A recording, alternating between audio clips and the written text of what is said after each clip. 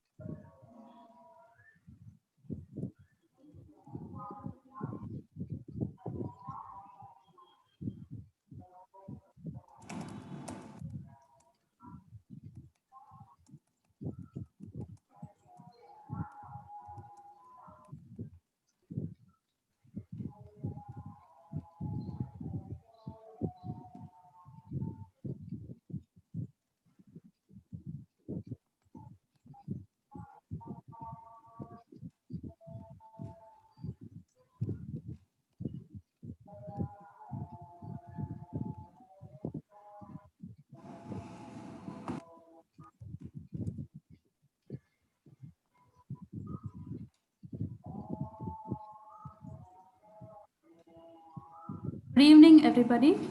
I'll just give some general instructions before we start the lecture. I request the panelists to keep your mics and videos turned off throughout the program, as we don't want any hindrances. And we're also live streaming this lecture on YouTube. You can check out our YouTube channel. The link will also be shared in the chat box. If you have any questions, kindly put them in the Q&A box. Our speakers will answer them once the lecture is over. The e-certificate will be awarded to those who have participated and filled the feedback form, which should be sent in chat boxes in Zoom and YouTube soon after the webinar is over.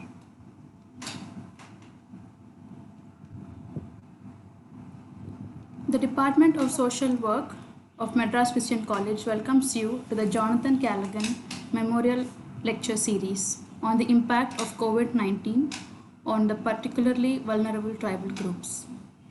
I request Dr. Miriam Samble, the head of the Department of Social Work of Madras Christian College, to deliver the welcome address. Thank you, Florence. Good evening, everybody. And it is my pleasure to welcome you all to this webinar on the impact of this entire pandemic on marginalized communities with special reference to tribal groups, the vulnerable tribal groups. It's my privilege and pleasure to welcome two very, very special people. One, Dr. Prince Solomon, who's the assistant professor at the Department of Social Work at Madras Christian College itself, and Mr. Peter Ronald, who's the project director at the project at Wayanad. I said very special because both of them were my students. One of them continues to work with me as my colleague, that is Dr. Prince Solomon. And Peter has gone to work with tribal communities from the time he finished his degree till now. So both of them have a lot of passion and a lot of commitment to work in this area. And I'm sure that with their first-hand experience and the inputs they've had in the field, they would be able to share a lot of their experiences with you. I'm sure there are a number of you who are listening to this webinar, and I do hope that our sharing of our experiences will benefit each one of you. Let me thank Florence and Dr. Sudarshan for putting this together. And I welcome all the panelists and all the participants to this webinar. We do hope you have a fruitful discussion that will help us in all our future work. Thank you very much. Thank you so much, ma'am. We have with us Dr. Prince Solomon, who's working as the assistant professor at the Department of Social Work at Madras Christian College. He finished his master's in social work specializing in community development and received his PhD from the Madras University. We also have with us Mr. Peter Ronald, who finished his master's in social work at Madras Christian College and has worked with the war and tsunami affected Sri Lanka. Since then, he has been working with the health and educational department of the particularly vulnerable tribal groups at the Nilgiris Wayanad Tribal Welfare Society. I request Dr. Solomon to take over from here.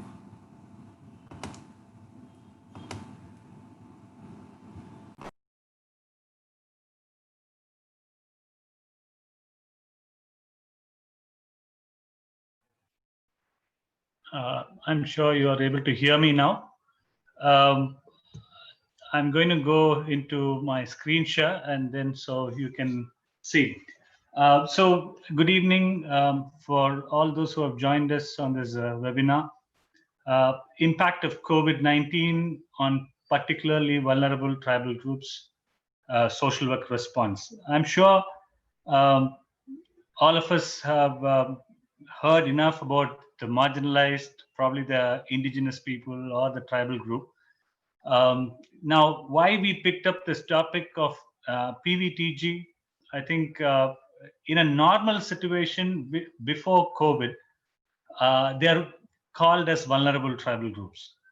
So I think we need to make doubly sure how vulnerable are they in a situation like this, where none of the present generation have seen a crisis like this, where things are just closed down, no transport facility, absolutely they are asked to stay where they are.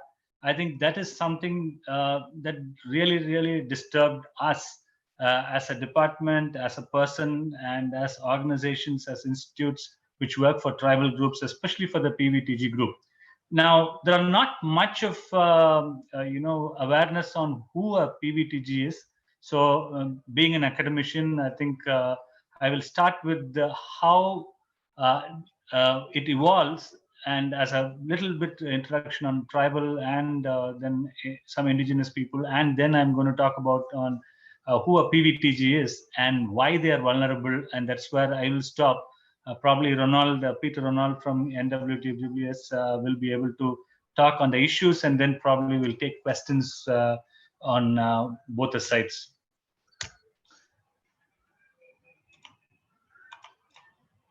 Okay, I think most of you who know what this is all about or what tribals are all about, I'm sure you will know about what a tribal Panchashil is. Tribal Panchashil is or we call it the Nehruvian Panchashil. Now, this Nehruvian Panchashil talks about this 5 prominent things about how we talk about when we talk about tribal people and their development. I think we need to keep these 5 imprints that should be there in our hearts when we work with the people, especially the tribal group. This is for the tribal group, and I'm sure this is something that is very important for all of us to know. I'm sure by this time you would have read this, allowing people to develop on their own genius. I'm sure that's what we are talking about, and that's a lot of issue regarding that. Whether they have to be mainstreamed or they need to be side streamed or they should be there in their own place. Right of land and forest should be respected. Train and build up team of their own people. Not to over administer with too many complexities and structures being given. Judge the results not by statistics but amount of money spent, but by quality of human character evolve. I think Nehru was able to foresee certain things, especially on the tribal people. So this is what I start with. So this is the foundation of it. Now, let me go quickly into the some of the characteristics of tribal people. I think that will give us a big help to understand what will be the issues that will prop out now, especially during a pandemic where things are closed down, locked down, and transport is not there, no livelihood opportunities. I think what will happen to them when in a real sense. Now, these are some of the characteristics of a tribal group. Definite common topography, So they usually live in a particular place, except few of them who are semi-nomadic, and some of them are absolutely nomadic. They have a sense of unity. They live together even now, even in the heart of the city, or in the fringes of a town, or in the fringes of a city. You will see them living together, not as an isolated families or mixing with other communities. So sense of unity is very much there. The third one is it's an endogamous group. Of course, we all know about it, how endogamous they are. Common dialect, they speak a particular language. Some of them have forgotten their language because they are more, into coming into the city or nearby towns, and they lost their actual language that they are, the dialects that they spoke. Ties of blood relationship, I think most of the tribal groups, they are interrelated, interlocked, but every tribe has several clans among them, and they usually don't marry among the same clan. Probably they go into the next clan of the same tribe. Protection and awareness. Protection awareness is something that also there. They know that they need to be guarded, they need to be secured. They have that sense of belonging, where that the protection and awareness is very much there with them. Common culture. I don't have to elaborate on that. Egalitarian values, I think that is something that we need to understand. There was not much of gender issues in the when the origin of the races or the tribe. If you go look into it, there is not much differences. There was an equal opportunity that was given to both the groups. So importance of kinship, I think that's something we need to understand. But of course, this is slowly dwindling in most of the tribes, except for the few pockets of the PVTGs. Distinct political organization. Yes, they may not have a party name to it, but probably they have their own way of understanding the politics. Every group had a leader, and these group of leaders had a sense of belonging, and then they protected, the gatekeepers of everything what they did. The next one is the rudimentary type of religion, meaning when we say rudimentary type of religion, not to put them down, but they were worshippers of nature, basically. So in terms, we call it pantheism. Pantheism is pantheistic. That is, they worship nature. They worshipped the five elements. The sun, the rain, and they worship the elements. I think that is something they were connected to, and that's why they believed, and they thought that they are intertwined with nature. So I think these are some of the characteristics that we need to know. Now, from characteristics, I'm just moving into the races, because it depended on the races also, the tribal or the type of tribal groups that stayed as a tribe. Now, you and I need to understand a little bit about races. I'm not going to explain it as a 3 or 4 hours class, but I'm just going to quickly tell what a race is. Now, in India, looking at India, there are at least 5 to 6 different types of races that came at different point of time. I think that we need to understand. And then each type of race, when they came, they had their own journey on development from one place to another. I think sociologists, or if you've done sociology, or if you've done a paper on sociology, you will know what I'm talking about. From hunting and gathering, it went to pastoral society. From pastoral society, it went to agrarian society. From agrarian society, we moved to an industrial society. From industrial society, we went to modern and postmodern and things like that. Now, every race, irrespective of whatever race they belong to, everybody went through this journey from hunting and gathering to pastoral, from pastoral to agrarian, and from agrarian to industrial. Now, some of them remained as a hunting and gathering society. Now, some races in particular, they remained as they were. Now, let me quickly go. This is the first group of people who came, and they came from Africa. That's what they believe. There are 2 or 3 schools of thought, but I'm just sticking on to this. And you see that Andamans and Nicobar Island, and there are Jarawas, the Ongis, the Sentinelese, the Great Andamanese tribe. There are the examples of the Nigritas. And they also, you also understand there are some other tribes like Irular, Koders, Paniyans, and Kurumbas are also found in some patches. They also belong to this group of Nigritas. If you just, I don't want to explain the characteristics of Nigritas, but if you just look at them, you can find out there are some characteristic features of them which is very similar to the race that they belong to. And this is very important. Why in the context, especially where the PVTGs, a lot of South Indian PVTGs have a very close connection to the Nigritas race also. So there are other people who came, the Pro-Australites, they came. Then the Mangolites, we all know the northeast part of India. There is the entire Seven Sisters. They are all tribal people. They live there and they habitat there, and everything is a tribal belt. And then the Mediterranean and Dravidian, and then came the Brachycephals, the Western Brachycephals. That is the Kurgis and the Parsis. That's what we believe now. And the last one to come is the Nordics. That is the Aryan invasion. So there are different times that different people have come from different regions, and then they occupied, and then they started, living their life.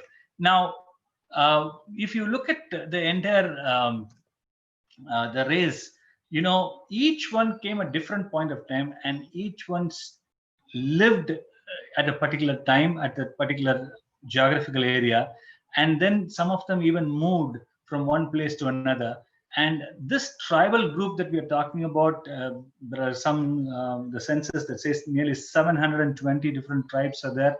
And if that is the real picture, all of them lived as they were, and they never wanted to move to a nearby village or a town or to a city.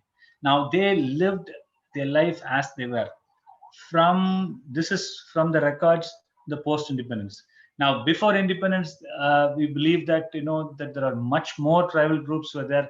Probably all of us who was listening to it, I think we were all probably part of some clan or some tribe at one particular time. Now we are all given names and labels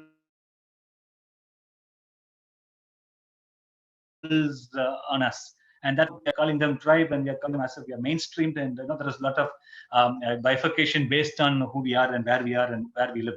Now, so tribe as such we have understood a little bit, but who is a PVTG? Now let's quickly go on to that. Who is a PVTG? They are particularly vulnerable tribal groups. They are more vulnerable among the tribal groups. So how do we find the criteria to say they are PVTG? And the government of India has actually categorized this people. At present there are 75. Before it was a little lesser. I will come back to that history, but this is the criteria to say they are PVTG, a tribal group. Why they are called a PVTG is based on these things. They are declining or a stagnant population, meaning that the group of people are slowly dwindling. The population is dwindling down. If you take the 4 tribes that are in Andaman and Nicobar, the Sentinelese, the Ongis, the Great Andamanis, all the tribal groups are either stagnant or some of them are come in double digits. Now that is a startling reality. Why they are coming dwindling down? Is it because of health issues? We do not know. But stagnant population, low level of literacy. That they are also called the part of the PVTG. Pre-agricultural level of technology. I was telling you about from hunting and gathering to pastoral to agrarian society. Now this is the development of any society. Now here you see pre-agriculture level of technology, meaning that agriculture was there, but it is not in full-fledged. They were doing a lot of other things like hunting, gathering, pastoral. I think that is the kind of people, and they are economically backward. And there is one more criteria that says they generally inhabit remote localities having poor infrastructure and administrative support. Basically, they are people who want to live on their own, probably the only group who can say sustainably developed, and they are on their own without anybody interfering them. and that is why they are called PVTG. Now, some highlights you should know. In 1975, they identified these PVTGs. There are 52 such groups. In 1993, they added 23 groups in the category of PVTG. So totally it makes to 75. Out of 705 scheduled tribes spread over 18 states and 1 union territory, that is Andaman and Nicobar Islands, in the country, according to the census 2011. 75 are listed as PVTGs. The highest number is found in Odisha and all other places, and Andhra Pradesh and all other places. If you take Tamil Nadu, we have around 6 of them who are part of the PVTG. Now, what has the government done so far? We need to know, so that we can see how it has impacted, how the COVID has impacted the last 3 months. There are lots of schemes. You see it in the screen: conservation cum development, and then the tribal sub scheme, central assistance scheme. All these things are there.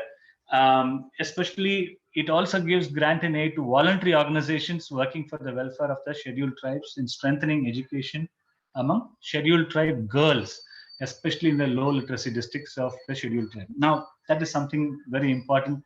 If you're an NGO partner who's sitting here and listening to it, I think that's a news to you. If you're working with the PVTGs, I think you are eligible also. So the government is doing a lot of ways in which that they want to somehow develop the PVTGs. If you just see this, it will be quite shocking.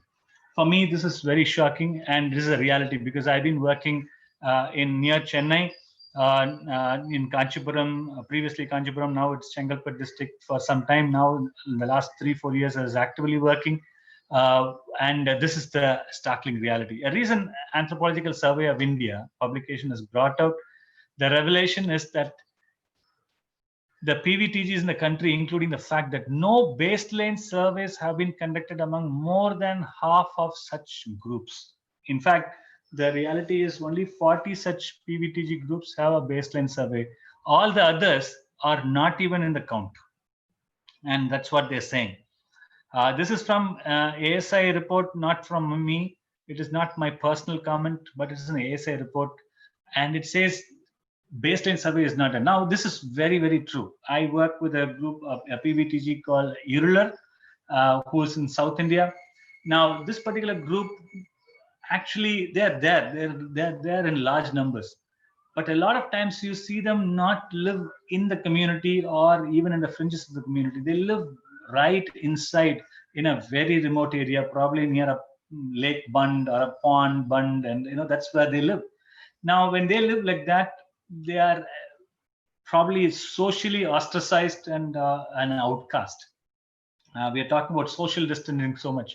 I think generally, even before COVID, they are socially distanced by people. So that is, in shorter way, that's a good way of understanding who a PVTG is.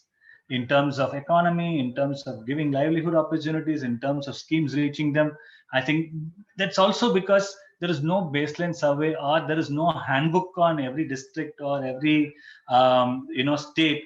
Who are the PVTG? What is the number of groups? Because the criteria clearly says the number is dwindling. So that means you can count. It's not like uncountable. We can count 1.2 billion. I'm sure we can make very easily provisions in every district or in every revenue to see who are the PVTGs and how many people are there. Now, that is one of the major issue for they finding it difficult during this lockdown period. We all know that lots of work is being done through PDS and all that support, which we'll talk about a little later. But now when there is no baseline survey done, that means a lot of them are not even counted. Or there may be a village where you will see 20 families, 10 of them will have ration cards, another 10 of them will be clueless of what we are talking about, or any identity that they are tribe, or any identity that they even have a community certificate to say.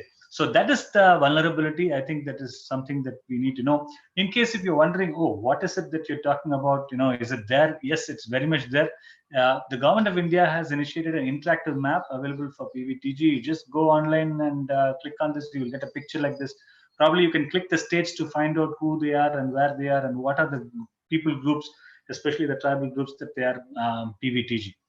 Now, there are some statistics here. I'm not going to talk about it, but one of the things that I would like to, before I end, one of the things that I want to speak to you is that what has happened, how has it impacted, how has COVID impacted? Yes, there are 2 or 3 ways it has impacted. One is the loss of livelihood. Most of these PVTGs have their own set of livelihood. I would say there are 7 or 8 set of livelihood options that they usually have. That are the skill sets, I would say. Now, these skill set has become obsolete and not useful, because these skill set, they cannot use it in the place where they live alone, but they may have to move out from the place to get a job. Only occasional time and during rainy seasons, they get jobs in their own village, where they may go into the village, and the land laborers will give jobs to the landless laborers, because especially usually the PVTGs are considered as a cheap labor. So they are usually invited to work, but that will be only for a month or 2.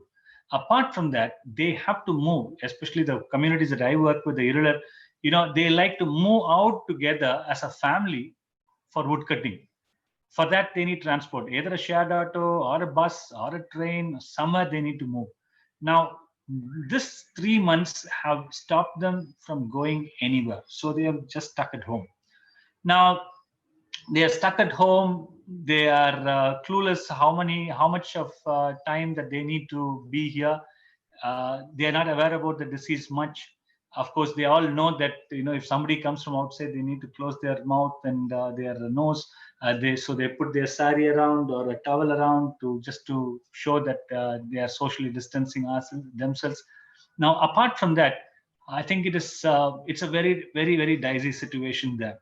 When you go into the villages, I've in the last 2 months, I've done some relief, dry rations as relief to some of the people. The receptionist, with both the hands, they will just say thank you, because some of them are, really, really finding it difficult. I met a group of people in ECR, East Coast Road in Chennai, in a place called Chemancheri. In that place, I saw Malay Kallar. There is another group called Malay Kallar. It's a tribal group. They're not part of PVTG, but they are homeless.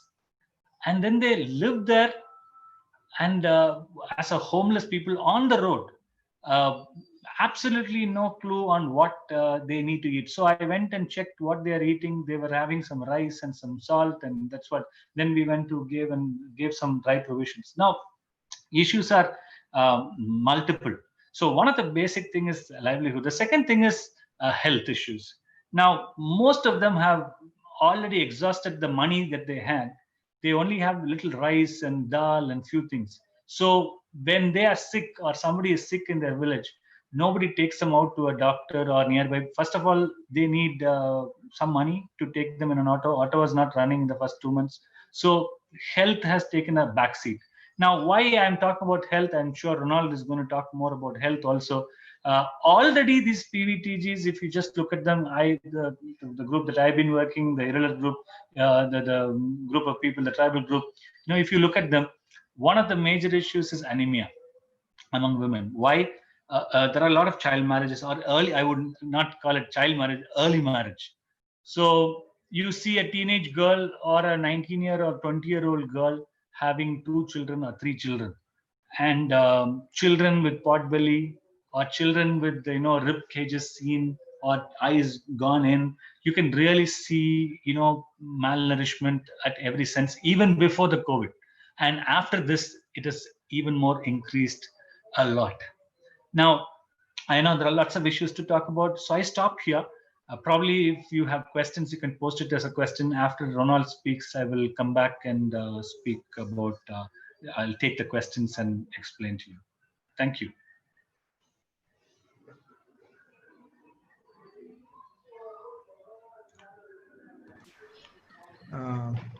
Good evening to everyone. It's a great pleasure to be part of this webinar, which is hosted by Madras Christian College. First of all, I want to thank the department to put me as a speaker and also to be part of this PVTG presentation. So thank you, Dr. Miriam, ma'am, for this lovely introduction that you have given me. And also hearing to Dr. Prince Solomon, I felt he took me 17 years before, where I'm sitting in his class as a first MSW student listening to his interpersonal communication classes and all. So it's wonderful listening to you, sir, after so many years. It's a long way that we walked for the social work, and I'm so glad that I was part of MCC. I would say it's a family for me for my lifetime. In fact, to be part of MCC, I stepped out from my own family to become a social worker and joined MCC and continue my social work for these many years. Anyway, to get into the subject, let me just give you a small brief about my organization, which works for the tribals here. So our organization is called as Nilgiris Wayanad Tribal Welfare Society, which started in 1979 by an Englishman called John Wilson.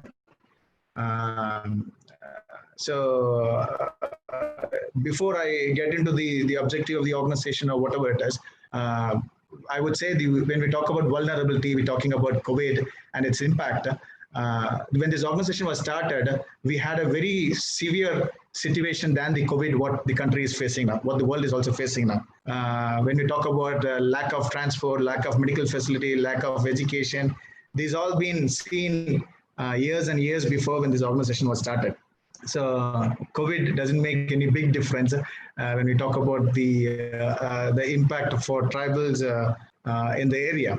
Anyway, so my founder started this organization on exclusively to treat the tribals in the border of Kerala and Tamil Nadu, and that's why we call it as Nilgiris and Wayanad Tribal Welfare Society. Primary health care is our major objective. We treated 4 different communities. In the part of Nilgiris, the most highest tribal population are living in the taluk of Pandalur, which is called as Pandalur taluk. And we have 4 different tribal community living in this area. In Nilgiri district, there are 7 PVTGs.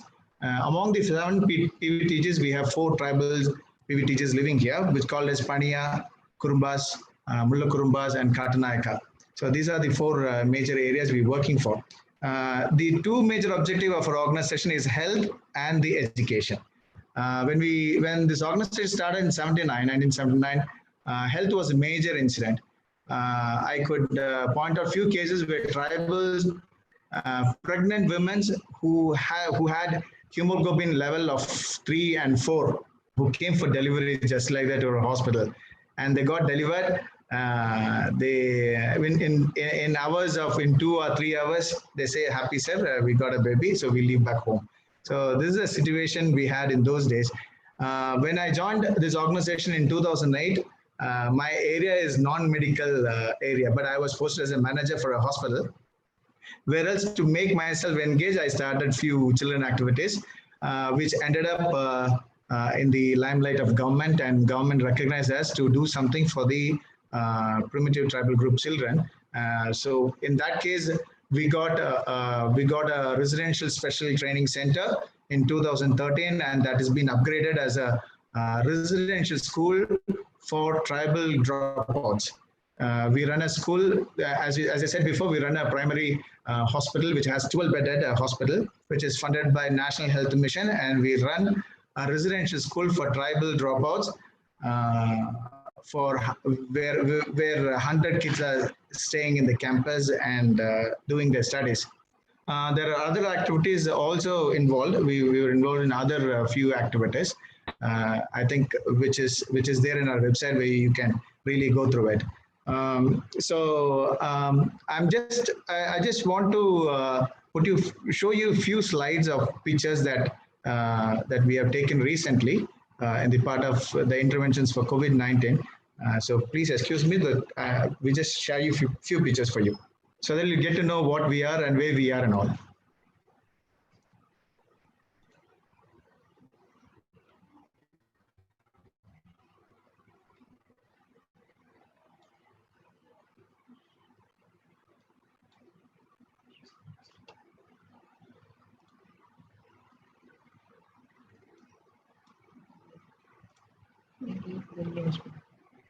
Can I do this?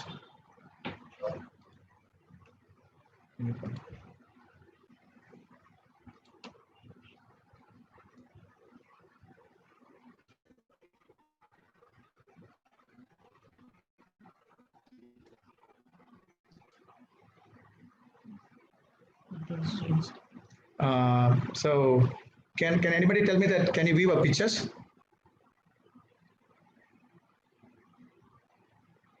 We can see your screen, sir. Fine. Can you just go ahead? Go ahead. Go ahead.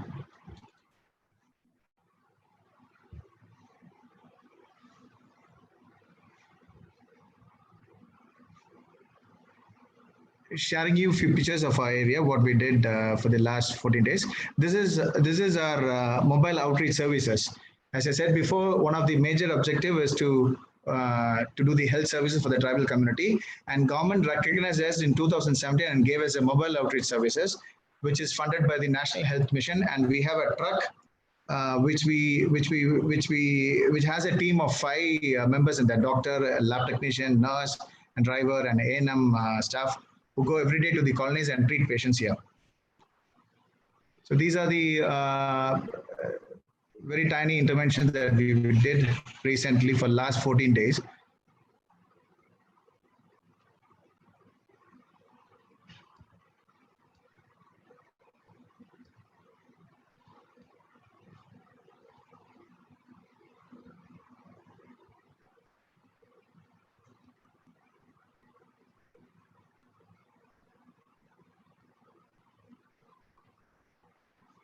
This is one connection that we had with the government. You can see a gentleman who is wearing a blue t-shirt, blue shirt. He's one of the, yes. So we don't see the pictures that you are showing. We just see a screen with all. Fine. Just can you see it now? No, sir. Okay. I think you have paused screen share. Okay. Stop share. No.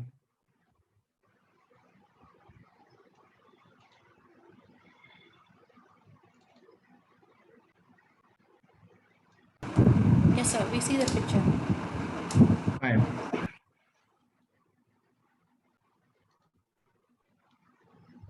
Can you see it now, or from the? Did you miss the pictures from the beginning? Yes, sir. Okay.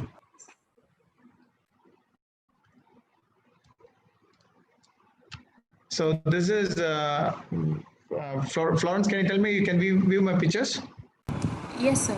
We see individual pictures. Fine. So yes. So this is the outreach activity which has been funded by the National Health Mission to treat tribal cases in the remote.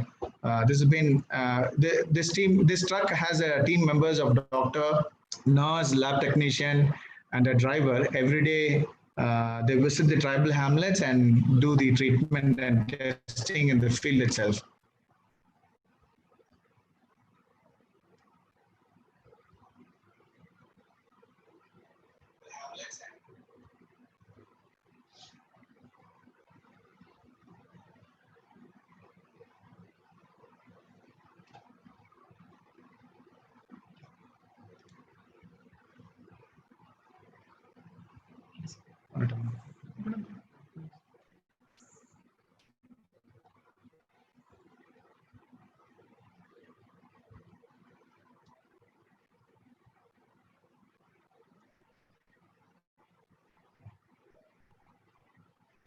This is Mr. Babu, who is the nodal officer, who is doing an inspection of the civil supplies that we were distributing for the tribal community. He's a nodal officer, a ranking of assistant collector. So we invited him to do the distribution, and he visited.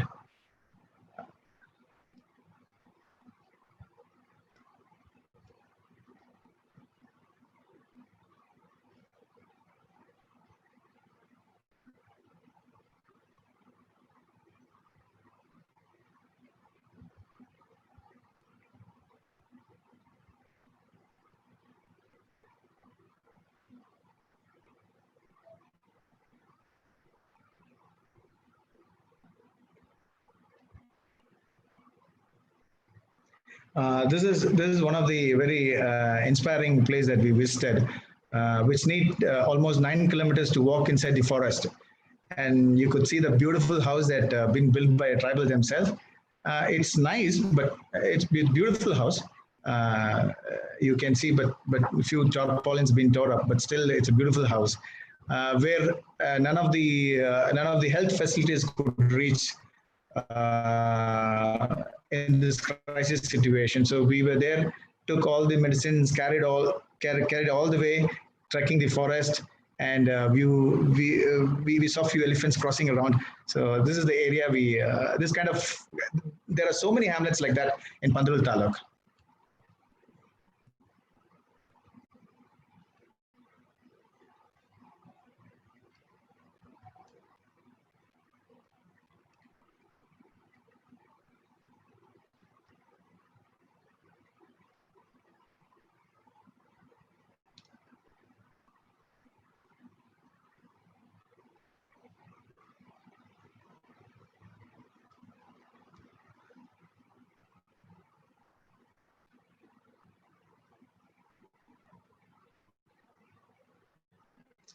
This is a place called Kadasankoli where you need to walk all the way there.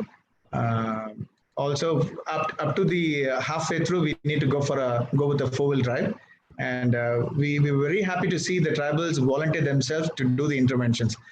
In just one day, we were able to treat 169 tribals, gave them deworming, find out ANC and PNC cases, and refer them to the nearby PHCs and nearby hospitals and such.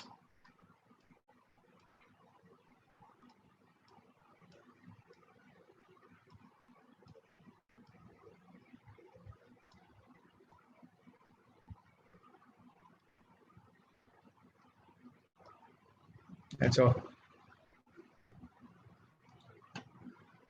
So minimize it. So I know I've rushed up a few pictures in the presentation, but you can see all these pictures in our Facebook account. So back to my the discussion which I started with. Vulnerability is not new for the tribals in this area. Not only in this area, all over the world where the aboriginals live or the tribals live, vulnerability is not a new subject for them. They have seen enough in their life. We could, one simple example that I've experienced in my life is there is no mourning, no weeping around, no tears, I would say, if I attend a funeral of a tribal community. Very few cry, maybe the husband or wife or very close family, they cry for the funeral, but after the funeral gets over, they're back to square one. They do their work, they go to the work the next day, but they follow the tradition after 40 days and so many cultures and customs they practice. So, so death is not a new subject for tribals, I would say. So we, as far as COVID concern, we all fear of death. We worry that tomorrow will we die and die today, thinking about it and die today. But tribals say nanga sat thopadu sare. If you want to die, let's die. So that's a kind of thoughtful an attitude and thinking and lifestyle of tribal community, I would say. So vulnerability is not very much new for the tribal community. So hunger on education, hunger on rights, hunger on health. This is very common among tribal community. When we are the only organization in 30-kilometer radius giving priority for the tribals on health and education. There is no residential school, even though the government has have so many beautiful schemes under the welfare department of STs and SCs. There are residential schools which called as government tribal residential schools in Nilgiri district. But if you see, hardly tribals stay in the campus because it doesn't fulfill the real objective of real meaning of the residential school objectives. So we fought with the government, and somewhere we got convinced. We made the collector to get convinced, and she wrote a letter to the central government, and we got a residential school which is supported by the Sarva Shiksha Abhiyan, and where we have 100 children at the moment. So when we got this school, we had 50 children a building. We got a building where we could admit only 50 children. So in the year 2013, we admitted 100 children in the school. So government sent me a letter saying that how can you admit 100 children in a campus where you can have only 50 in the 50 can be accommodated. Then I said, what can I do? Tribals, we offered an opportunity for the tribals to study, and they all came. So there was a big gossip among the government that how can we send off the 50 kids, rest of the 50 kids.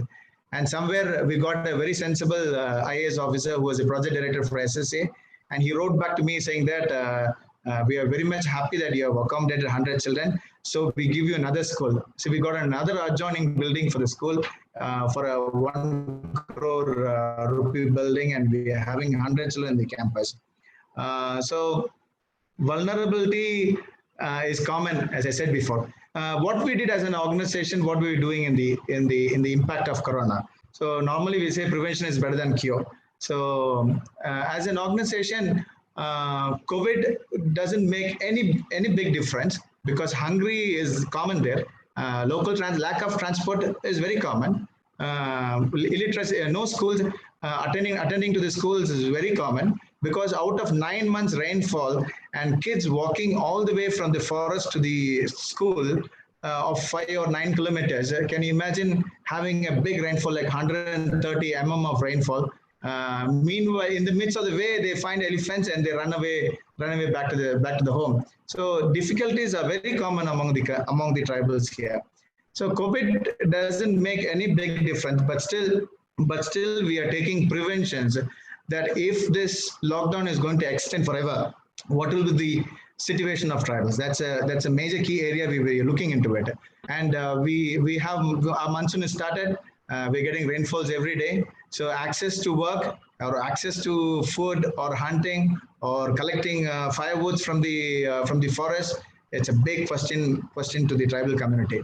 So we are taking some strategies, and that's a strategy that we just showed you the pictures where when we took a small statistics in the Pandru Taluk, we found more than 500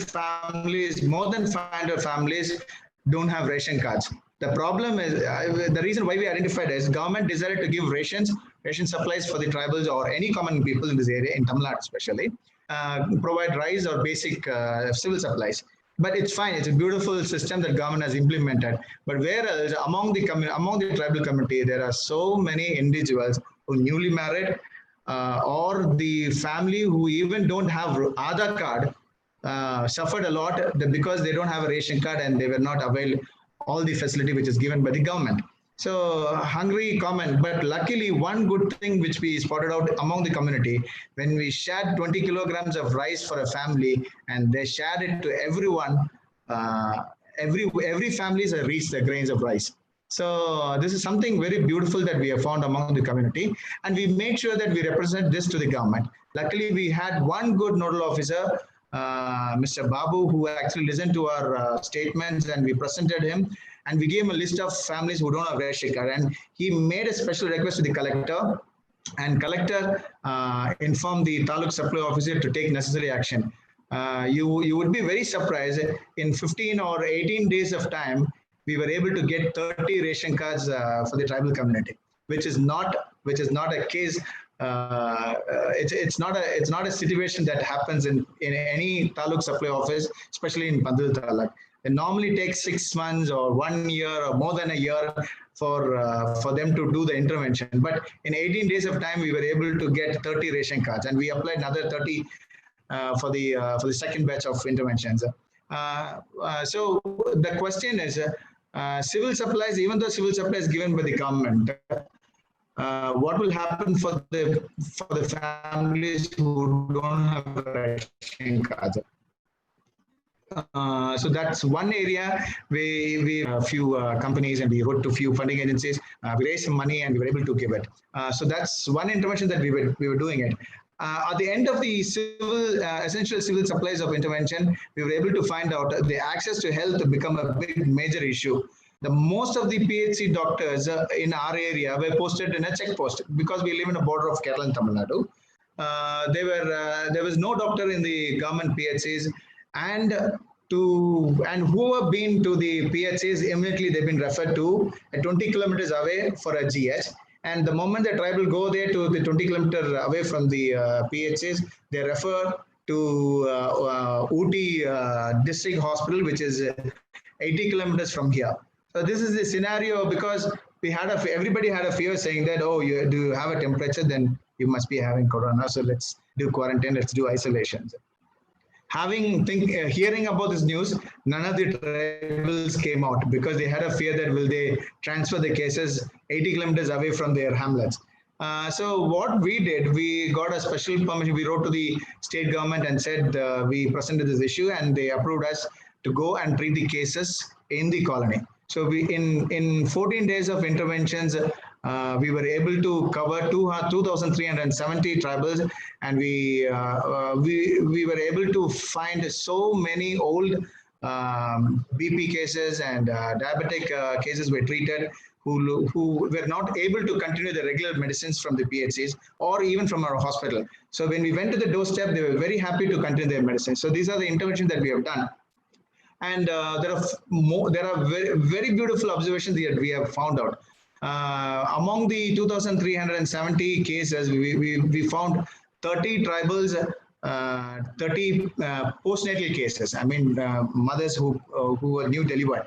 And very surprisingly, out of the 30 cases, 29 cases were institutional deliveries, which is very surprising. When I joined this organization in 2008, this is the upside down. Only one go to the hospital thinking that they will come as a dead body when they go to a PHC.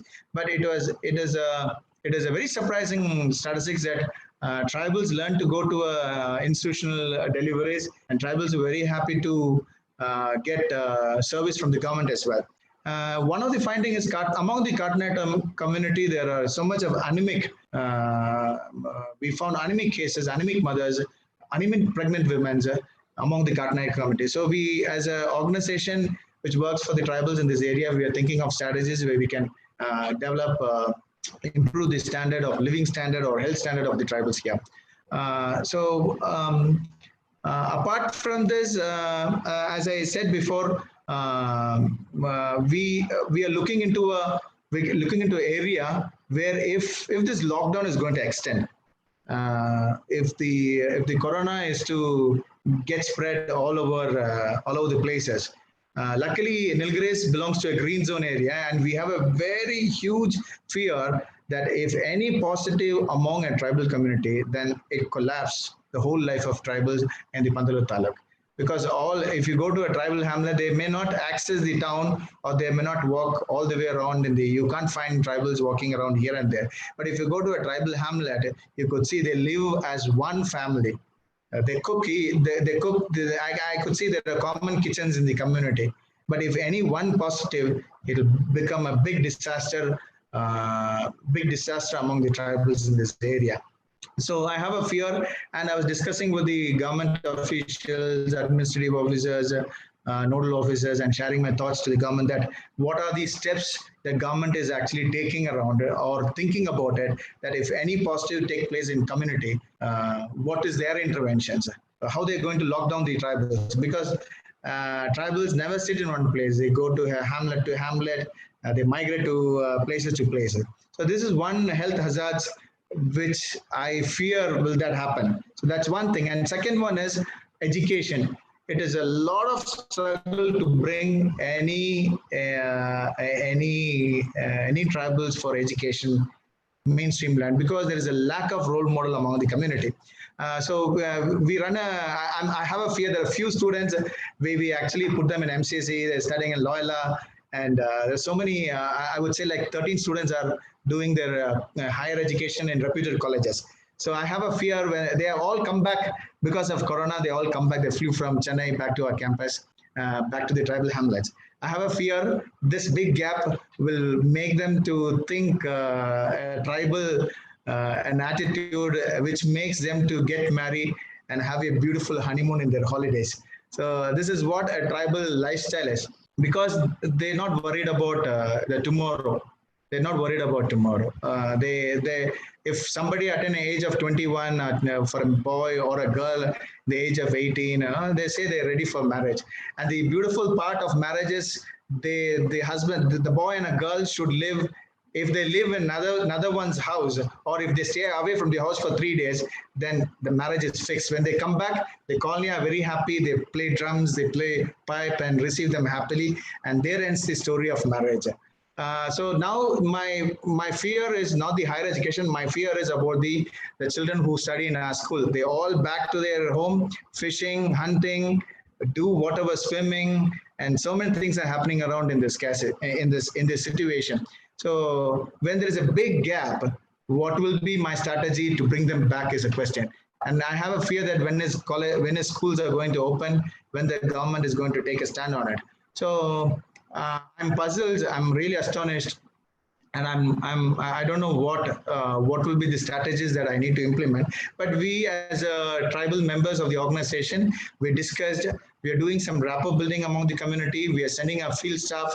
We're visiting the children and say hi, bye, how are you? Creating some rapport building with them. Sometimes one of a few staff been there to the colony and didn't turn up and saying that, sorry sir, I was fishing with our kids. So we are creating a rapport with them and telling them there is a life after this COVID-19. So this is all about the tribals and the strategies that we are working on it. And if further, I would like to take and discuss things according to the questions and discussions coming up. So thank you so much for the opportunity.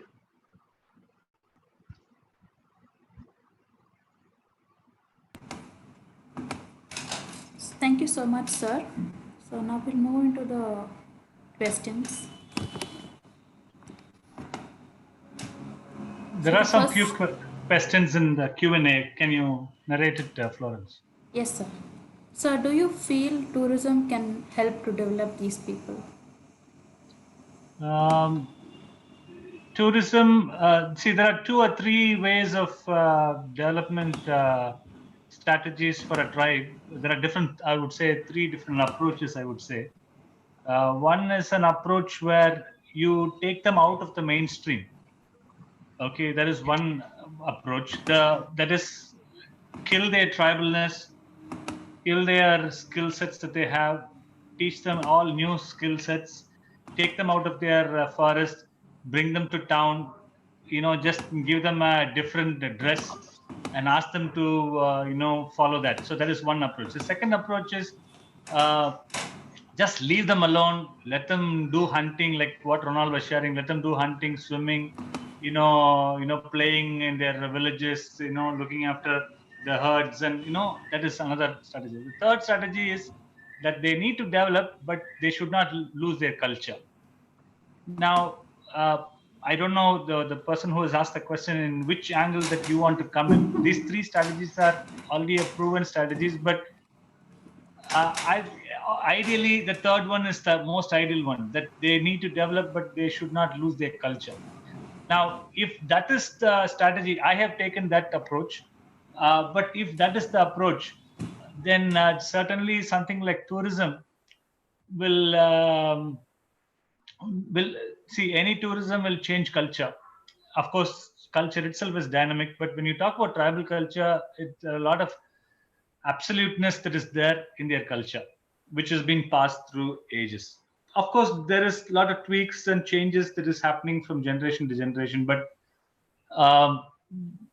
something like tourism, probably I would say it can change the culture totally. Now, leaving aside that, if you, I've traveled to Africa one of the times, you see them, you go there in a tribal village, the whole tourism people look at tribal people as some exhibition product, so that is also something, there's a danger zone there when we say tourism can be introduced into that. So how we are going to use it, how we are going to merge it, without hurting the sentiments of the tribal, and seeing the tribal as a human being, as with the person with dignity, will be a issue. Of course, there are some places in North and other places for general tribal groups, they have done it. For example, in the Northeast, there are lots of things that's going on like this. But for PVTG, the issues are a little different, and that's why probably I would hesitate to do that, because I've been working with them. for some time now, it is so difficult to even get them on a regular job. As Ronald said, they want to live that day. Though they join a place in a small company or whatever it is, but the mindset is that I want to live that day happy. And let me think, probably I would say that's very positive sign. Somebody has asked a question on what is the psychological aspect. I think they stay very positive about life. They don't get anxious too much about the future. They don't talk too much about, okay, what will happen 5 years from now, 10 years from now. All those things are our worries. But I think they're in that way, they stay very positive. I would say they're much more resilient to issues, though we have termed them PVTG. Okay, it's not that they have told that they are PVTG. It is us from outside the tribal hamlet who have coined the word or labeled the word particularly vulnerable tribal group. Of course, from our side, we look at them that way because we have set a criteria to say that they're vulnerable. So basically, they're fighters. I have a very strong feeling that they will never die of hunger, because somehow they'll pull through life. Because that resilience is there, that fighting, the vulnerability is there. But as social workers, one of the responses that to ensure that their dignity and that their rights as a citizen of this country is ascertained again. I think that's more important for us, rather than, okay, we are giving dry rations because we want to support them, we want to be there in the gap that is there. But basically, that is where we stand, where their rights are ascertained. Yes, over to Florence. Question is it possible to reach them during this lockdown? Ronald, can you say that? From my side, yes. Ronald, can you explain a little bit more? Is it possible to reach them? We have a very big fear, sir. Will anybody bring corona for the tribals here? Because Nilgiris has been assigned as a green zone, and very luckily, by grace of God, none of the tribals got positive so far. I don't know. I cannot really explain how it happened. So we have a fear that will anybody come with positive, and also even this year we had a lot of applications from the different department to do their internships here. So, but we said at the moment we have just given a pass and told them to come after a few months once we settle down with all this intervention with medical. So this is the thing. And one thing that I want to add with Prince Sir is about the tourism. Somebody asked about tourism. It's how we define it. It's how we define it. When we talk about tourism, two things come in my mind. Is one is tribals never want to see any foreigners. I mean, not just people from abroad, from the neighboring district or from neighboring taluk. Even they find very difficult to talk to the Tamil people who are actually live in this area since 1980, where Sri Lankan repatriates were settled down in this area, but they had very difficult culture and customs and languages. So many clashes between the community to community. So tribals live their life alone and they're very happy in their own world. And other thing comes to my mind is when you talk about tourism, people who come here, they want to take a picture, they want to take a selfie and want to put it in the Google world, post them that they've been into the forest and they have met a lot of tribals here. But tribals are not a museum; they are not statues of any museum. So they should be they are living human being with a very beautiful nature. But I would say there are people are welcome without any phones, without any camera. Sit down, live with them, understand their culture, learn about them, talk to them, and help them, and get back. So at the end, what benefits the tribal gets is the statement. The benefits should be more for the tribals, instead should be more other than that. There is no other concept behind it. Yeah, thank you.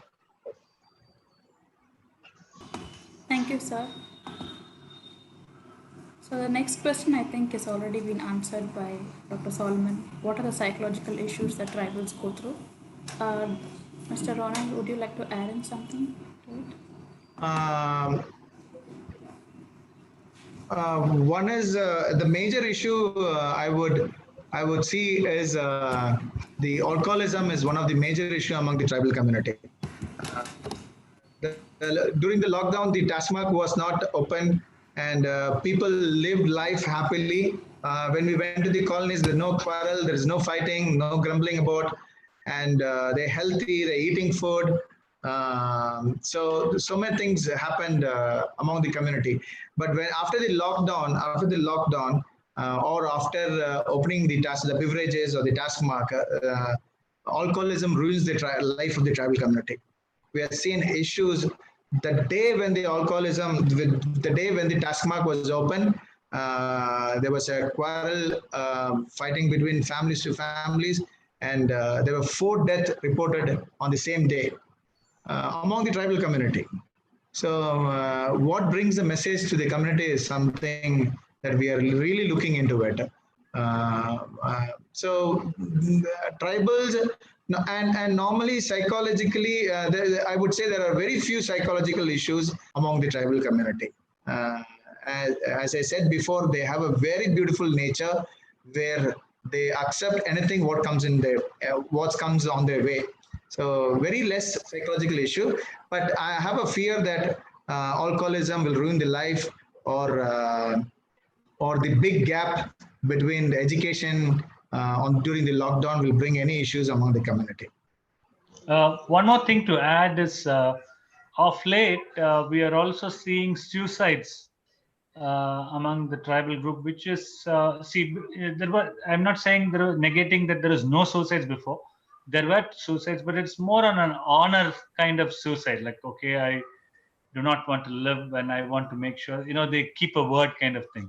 So now it's not like that. It is more on stress, and they come to crossroads that they're not able to, they come to a dead end probably, which is unheard of thing. So there are issues that they're going through, but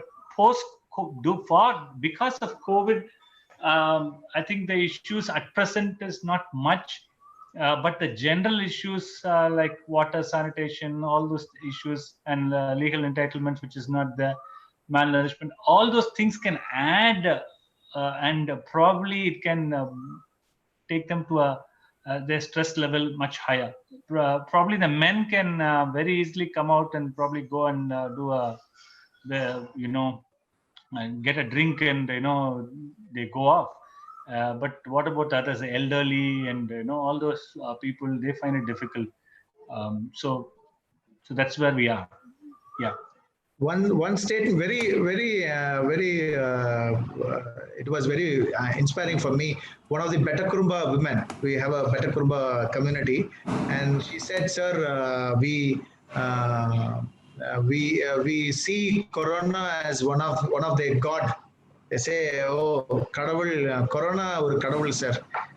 They say that God is not going to enter into our colony. So that's a kind of way they say, way they see the Corona into a positive. They say that it's a God who is not going to visit us. So in a way that they are accepting the situation, and they're seeing the situation in a positive way, which may be a very good strength for them to overcome the situation. Thank you, sir. What would be the motivational factor for them to get back to education post-COVID situation? Ronald? Yeah. What's that? What is he? What would be the motivational factor for them to get back to education post-COVID situation?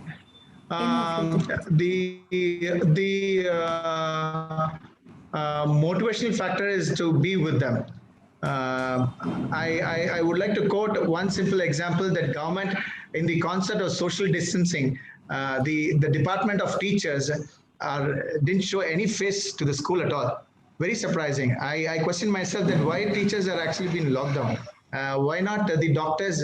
When there is doctors and police department into the field and doing a lot of intervention, what is happening with the teachers in Tamil Nadu. But very surprising to hear from Kerala, there are teachers who've been recruited to work in a ration shop. So there was a quoting was going around. The Malayalam teacher taught Malayalam for a ration shop owner. So what I see from that is the government actually taking strategies to use the government employees wherever they require. But very surprising, the teachers have been locked down. They say they've been quarantined, things like that.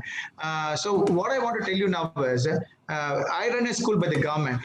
When I told my teachers, hey, come on, yeah, this 10th results have been declared as all of us, and I don't think the school is going to start very quick as possible. So why not you guys come and do a field work, and we create a rapport building for them, and just go there and talk about, even do a small sessions with the children there, sing some songs, do some any intervention activities for the children, and come back. Even the moment when I ask this question, the immediate answer from the government is, oh, let's wait for the government to release an order that we can go and do the field work. So whereas working with government, I have that difficulty.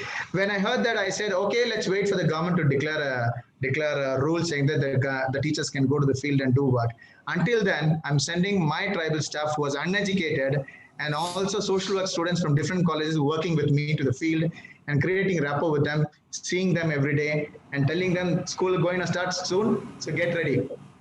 So these are the strategies that we are making up.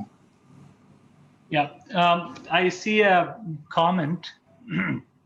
It says, so it would be a good thing to educate about the benefits to make use of it wisely. Yes, I think only when we go there and see and tell them. Now again, for any government intervention, you need a legal document, legal entitlements like Aadhaar. Recently I met, at least a month ago, I met a irregular family very next to Tambram, where I live, which is 12 kilometers away. I met a family where the last year she has given birth to twins, and both the children are not vaccinated. So when I asked a question, why both the children are not vaccinated, she was saying she doesn't have an Aadhaar card. If she doesn't have an Aadhaar card, she can't go to PHC and vaccinate the child. And she doesn't have money to vaccinate it in a private hospital. You know how much it costs. So, it's a real issue.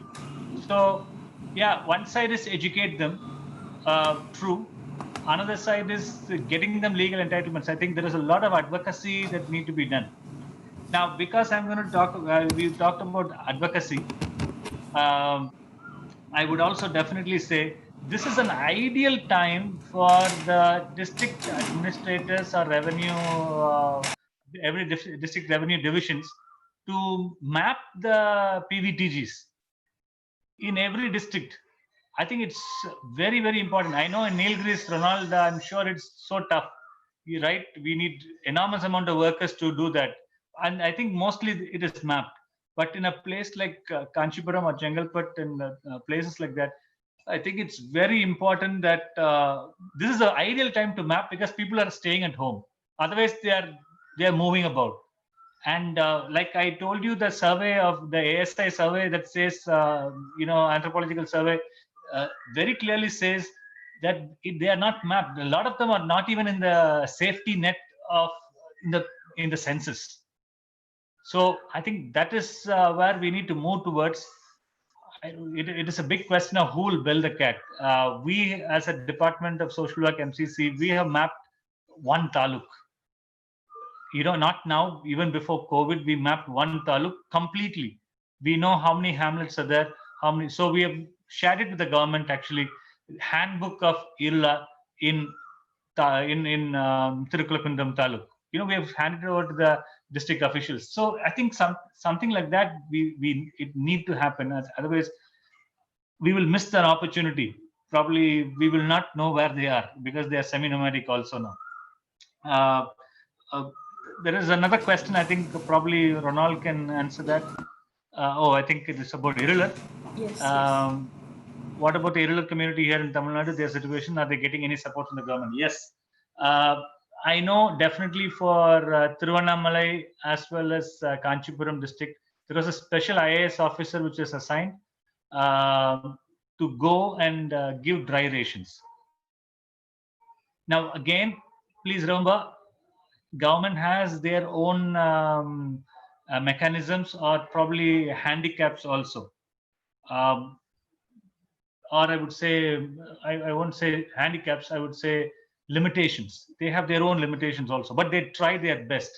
When we said that there is a community, they went there and they went and gave dry rations. I think they did a good job, but that is not enough. It's not a one-time affair.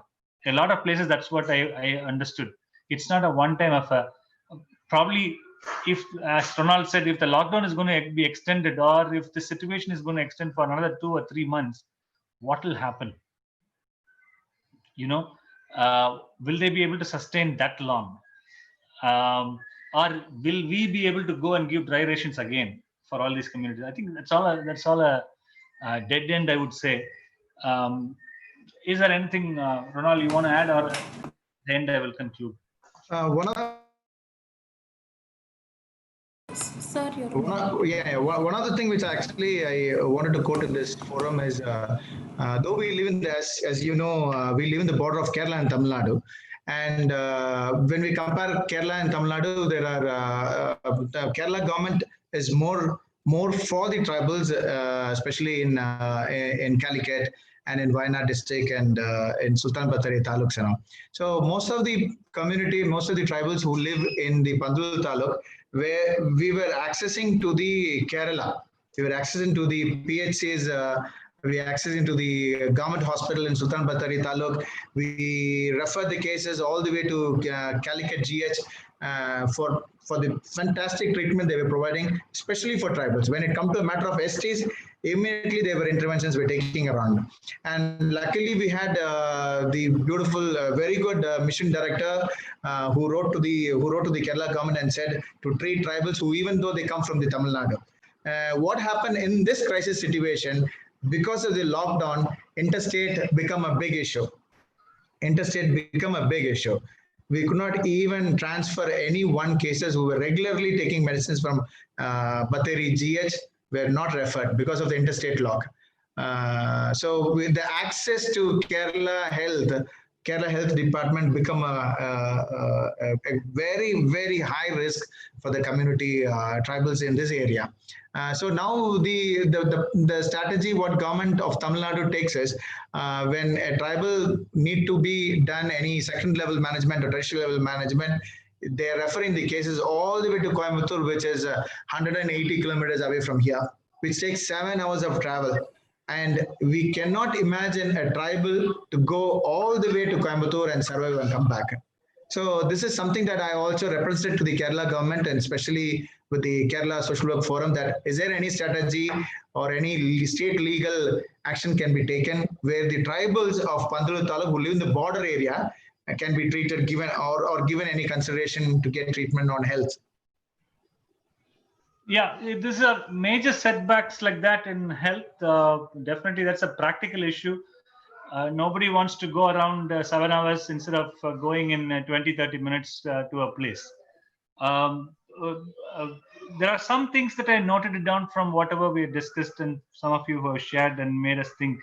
One is definitely there are some impact of the COVID-19 on the PVTGs. The negative impacts are livelihood, loss of livelihood, basically no cash in their hand. I think that's a major issue. Health setbacks, usually this PVTG group of people are people who they don't have this health seeking behavior. They always want somebody to motivate them or push them to go for a health seeking. So, and to top it all, access to health, that is what Ronald was talking about. Malnourishment, yes, it can increase if there is no proper food that they get, like what is happening right now. Education and motivation is going to be a bigger issue because to put them back in school, to regularize and to make it as a routine is going to be even more difficult. Lack of legal entitlements is also a major issue. I think we've been talking about it quite a lot.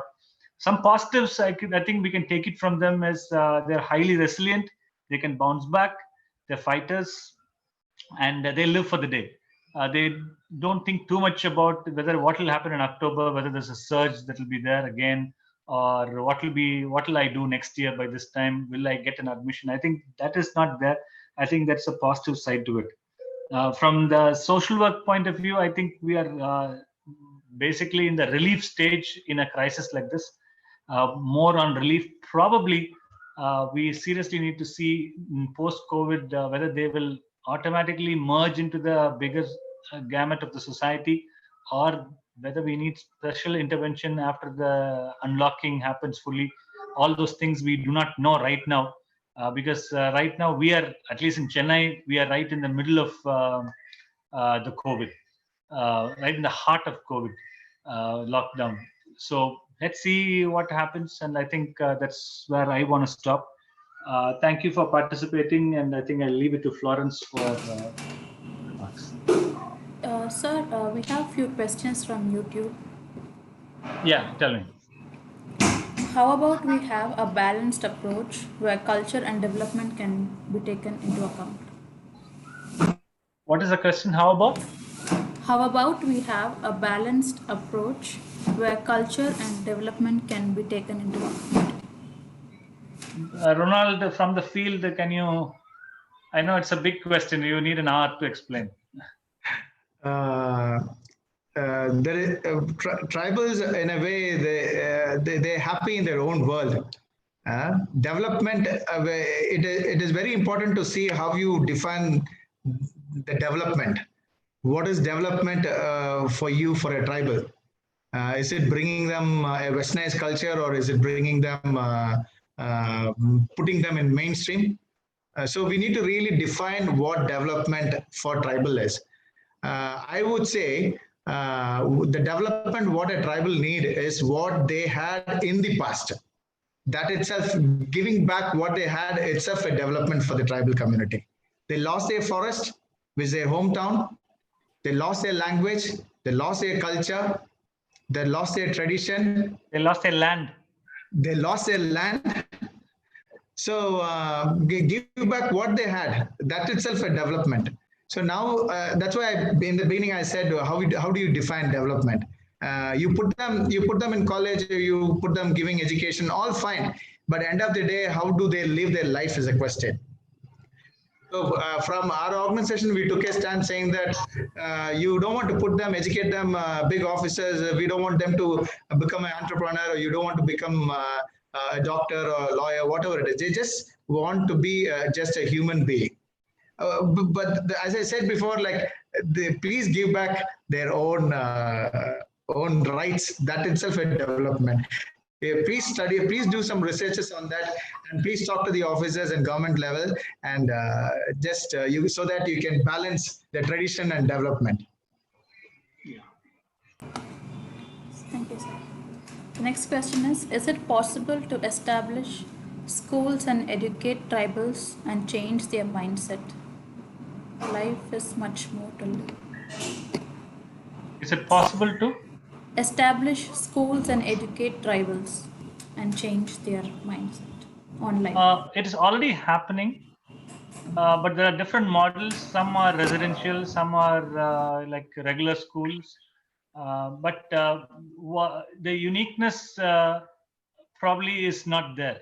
Probably there are some places. I know. I don't know. I know the exact name. Eklavya schools that is exclusively for the tribal. Yeah. So I think that is for the tribal people exclusively there. The curriculum is different. I think that is the kind of education that's more functional for them, not very theorized like what we go through as a grind.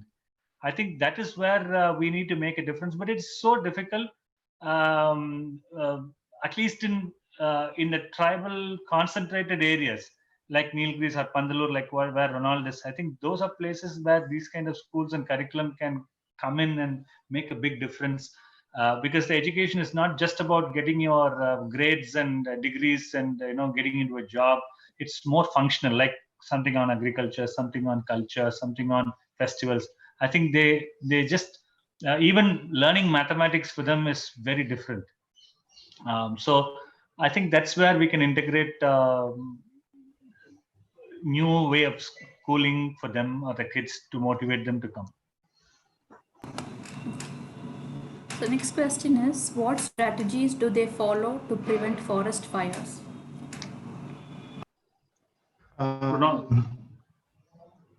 Tribals treat forests as their temple.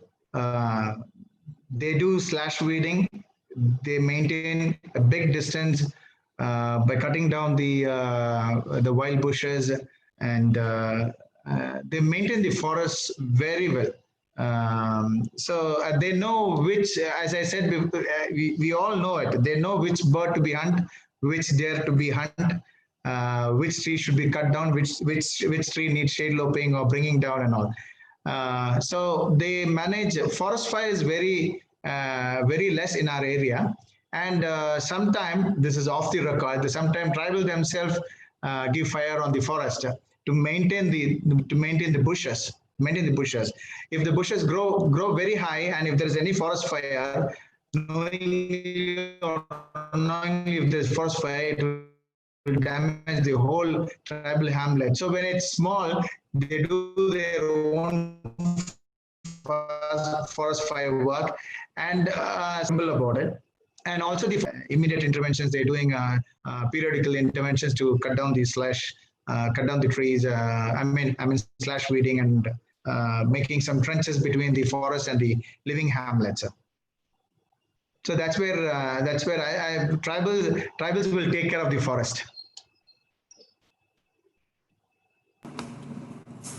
So the next question is, do they have any kind of court or panchayat kind of meeting to solve their issues?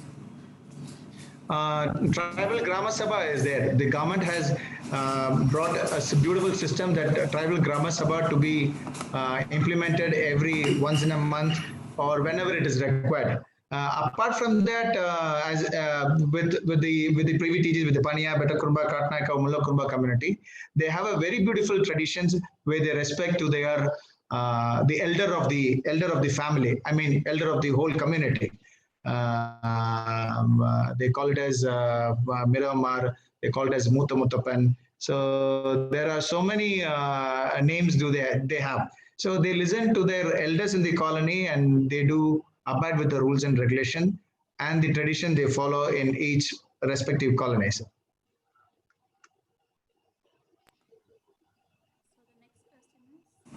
Do you think tribals, by practicing their traditional ecological knowledge, can get any traditional medicine for treating COVID-19? Beautiful question, but I don't know how to answer this. I should not say this, but I'm saying yes, we can find it, but you need to pay crores and crores of billions of money for the tribals. Can the government do that?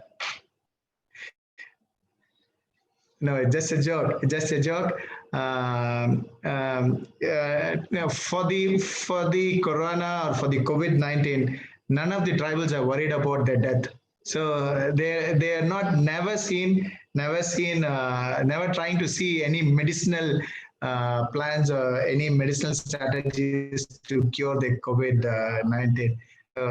I don't know, but maybe we can really want to talk about this beautiful area where I can really share with the local tribal medicine practitioners and see what they can comment on this.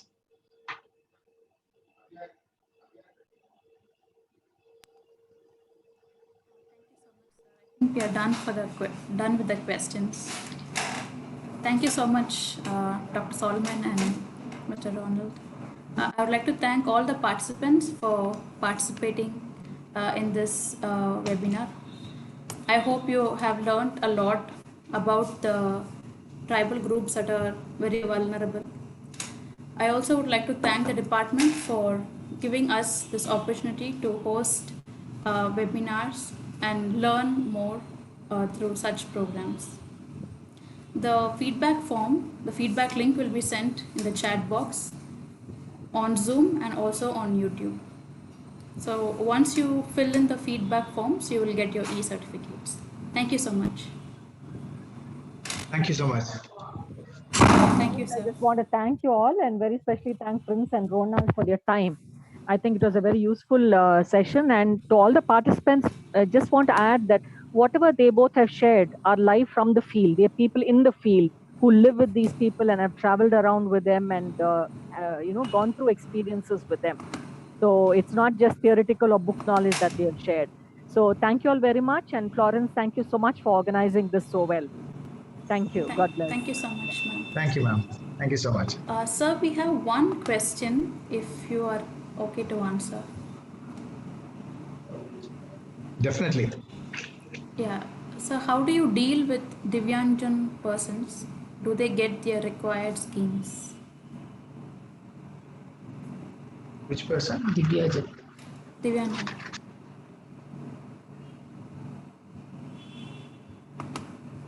Divyanjan persons.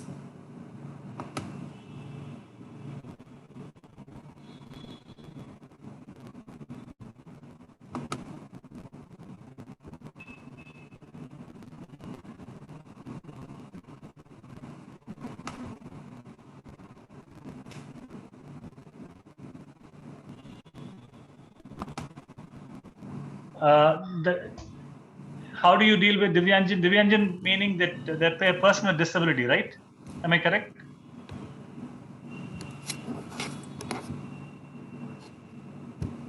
Now, the person with disabilities, Ronald, you can tell from your side. Now, I do see quite a bit of people, with this disability in communities, in irregular community. Of late, it is increased.